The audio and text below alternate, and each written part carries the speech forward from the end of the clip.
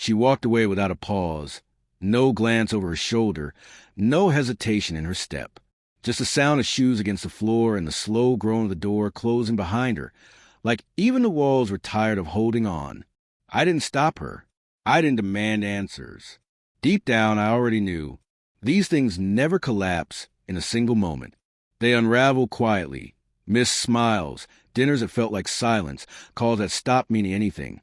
I felt her drifting long before she was gone. Still, I clung to her. That's what love makes you do. You hold on even as it tears at you, telling yourself it's temporary, convincing yourself love will find a way. But it didn't. And when I finally let go, it wasn't because I stopped caring.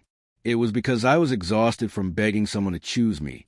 The house was too quiet after she left. 2 untouched cups of coffee sat in the kitchen that morning. Hers cold, like us. She said she needed space. But I knew the code. Space meant someone else filled it now. I opened the door, let her leave with more than her bags. She carried away pieces of me I thought were safe with her. I didn't cry, not then, but I broke in ways that no one could see. At work, I smiled when I had to. At night, I unraveled alone. I kept her toothbrush, her side of the bed, all the little ghosts that whispered she might return.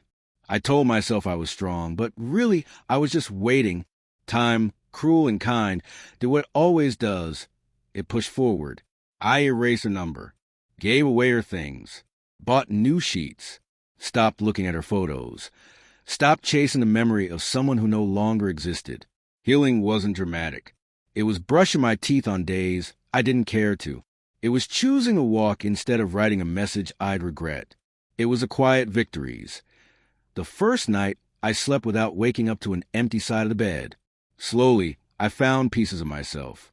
In the books I'd abandoned, in the laughter friends I'd ignored, in the stillness of my own company.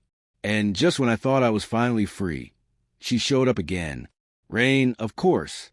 Life loves its cliches. I came home soaked, arms full of groceries. And there she was on the porch, umbrella shaking, hair wet, eyes swollen. She looked like regret, given a body. She told me she tried to reach me, said she made a mistake.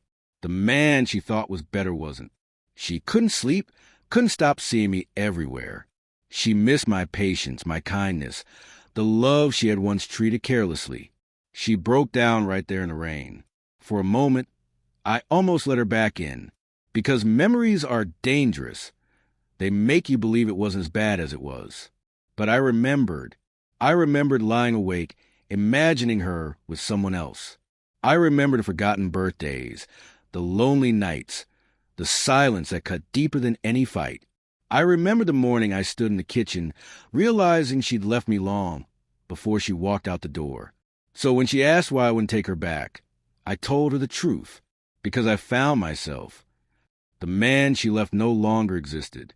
He had been rebuilt from the ground up, not out of revenge, but out of survival.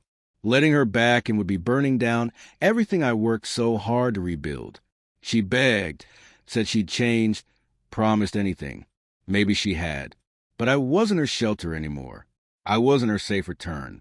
I was someone who had finally learned peace matters more than history.